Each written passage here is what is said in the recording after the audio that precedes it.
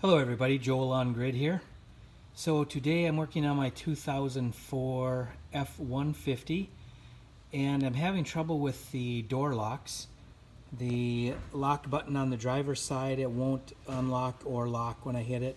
Either one do not activate the electric locks. But now if I do run my passenger side one, it will lock and unlock. So I've eliminated a couple of things. I've eliminated that it's a fuse problem. I've eliminated that it is a wiring problem over on the passenger side. So actually I took the switch out of the passenger side and I have tried it over here on the driver's side and still had no luck. So, and then I had to put it back together and now I've come back to it again on a different day. So I'm going to take this back apart on the driver's side here to get to this inside. Oh, it's a tight one. There we go. So I can take that out. And like I said, I have replaced this switch with the passenger side and it did not work. I put this switch into the passenger side and it did work. So I've eliminated the switch, eliminated that it's fuse problem. And now I'm going to trace the wires out. So I'll go ahead and start digging into finding out which wires I've got on the back of the lock switch.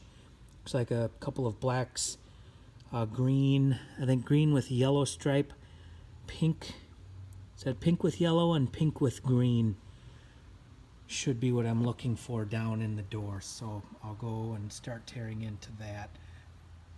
Next I'll tear into this where the wires go in, because I've heard it's a common problem that the wires could be broken down in this area. Okay, so I sliced the protective boot. Let's see if we can get that focused in there decent. And open it up, and lo and behold, there's a couple of butt splices with some tape on them. And that looks like those are my colors. Pink with yellow, and I think that's a pink with gray. That's the same as what we need. And I should have known that somebody was in here because there is a there was an Astro start put into this. Yeah, there's a wire. Somebody spliced a brown wire onto here. And on the other one, it looks like they have spliced a blue wire into this line. So there's two wires coming into one end and then just one wire coming out of the end of the butt splice. So I'm assuming I can probably just replace these butt splices, and that's probably what happened. I bet they've loosened up in there. So I'll go ahead and get into that and then we'll see if it works. Well, that was a bit of a frustrating exercise. It was exactly as it looked in the picture there. It had been T-tapped and the one wire was just wrapped around the other wire, and it was broken right at the butt splice. So I was able to repair it. Really struggled and frustrated, so I ended up not getting any video of it, but I've got it put back together here.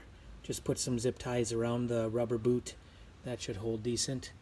And I'll put this back together. And the lock switch does in fact work now,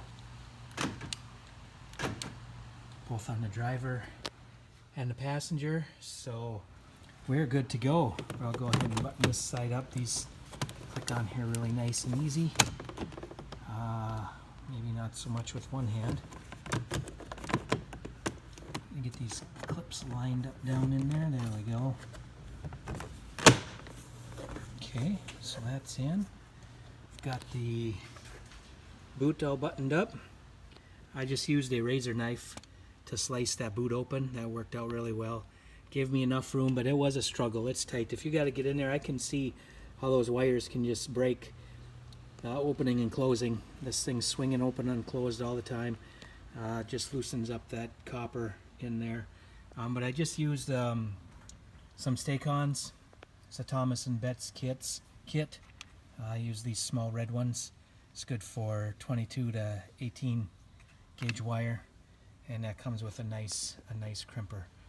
So there we have it. Thanks for watching. Have a like, thumbs up, subscribe, whatever you might do, but appreciate you watching. We'll see you on the next one.